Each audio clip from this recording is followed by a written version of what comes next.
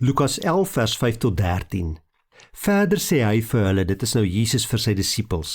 Sê nou een van julle het 'n vriend en jy gaan in die middel van die nag na hom toe en jy vra, vriend, leen my bietjie 3 brode, want 'n vriend van my wat op reis is, het by my aangekom en ek het niks om vir hom voor te sit nie. En die ander antwoord van binne af, moet my nie lastig val nie. Die deur is al gesluit en ek en my kinders is al in die bed. Ek kan nie opstaan om dit vir jou te gee nie. Ek sê vir julle, al sou hy nie opstaan en dit vir hom gee omdat hy sy vriend is nie, sal hy tog opstaan en hom alles gee wat hy nodig het, omdat hy hom nie skaam om aan te hou vra nie. Ek sê vir julle, vra en vir julle sal gegee word. Soek en julle sal kry, klop en vir julle sal oopgemaak word. Elkeen wat vra ontvang en elkeen wat soek kry en vir elkeen wat klop sal oopgemaak word. Is daar 'n pa onder julle wat as sy seun vir hom 'n vis vra, vir hom 'n slang sal gee in plaas van die vis? Of as hy 'n eier vra, vir hom 'n skorpioen sal gee? As julle wat sleg is dan weet om vir julle kinders goeie dinge te gee, die Vader in die hemel nog baie meer, hy sal die Heilige Gees gee vir die wat hom vra. Net nadat Jesus sy disippels geleer het hoe om te bid hier in Lukas 11, dan wil hy dit vir hulle beklemtoon dat hulle nie skaam of bang moet wees om vir God iets te vra nie. En dan gebruik hy die beeld van 'n man wat later die aand by sy buurman aankom en iets by hom kom leen. Hy soek 'n bietjie brood en kos en so aan, want hy het 'n vriend gekry wat sommer so ter 11 ure by hom opgedaag het, so onverwags, en nou het hy niks om vir die man voor te sit nie. Nou kom leen hy 3 brode by sy vriend.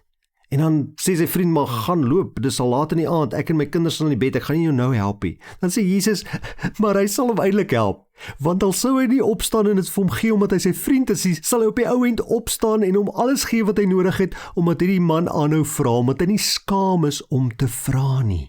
Het jy al agtergekom hoe kan kinders aanhou met 'n ding? As hulle iets graag wil hê, dan sal hulle aanhou en aanhou om vir pa en ma te vra. Hulle is nie skaam of bang nie. Selfs as pa en ma nee sê, dan sal hulle weer met 'n ander draai kom en weer kom vra en weer kom vra, totdat gewoonlik pa en ma dan nou maar ingee en vir hulle hierdie ding gee of toestemming gee vir wat hulle ook al wou gehad het. En nou kom sê Jesus, soos kinders wat aanhou vra, so kan ons maar aanhou gaan vra voor God ons Vader. Want hy sê, soek en julle sal kry, klop en vir julle sal oopgemaak word, vra en julle sal ontvang. Wat 'n ongelooflike wonderlike belofte gee Jesus nie vir ons hier in vers 9 nie. En hy illustreer dit ook met 'n beeld van 'n pa, wat as sy seun vir hom 'n vis kom vra, nie vir hom 'n slang sal gee nie. En as sy seun vir hom 'n eier kom vra, nie vir hom 'n skorpioen sal gee nie. En dan sê Jesus, as julle wat sleg is dan weet om vir julle kinders goeie goed te gee, hoeveel te meer ons hemelse Vader wat goed is. Hoeveel te meer sal God wat goed is nie vir ons goeie dinge gee nie.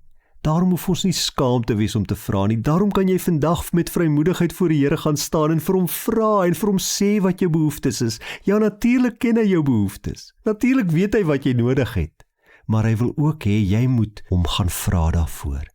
En Jesus sê, wanneer ons vir God vra, sal hy vir ons sy Heilige Gees gee.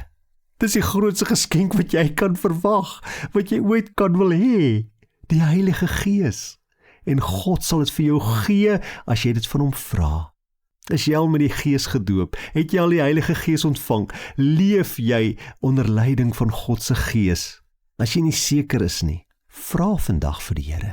Sê, Here, hier is ek.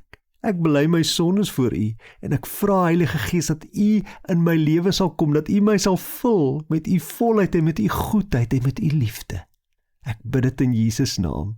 Amen.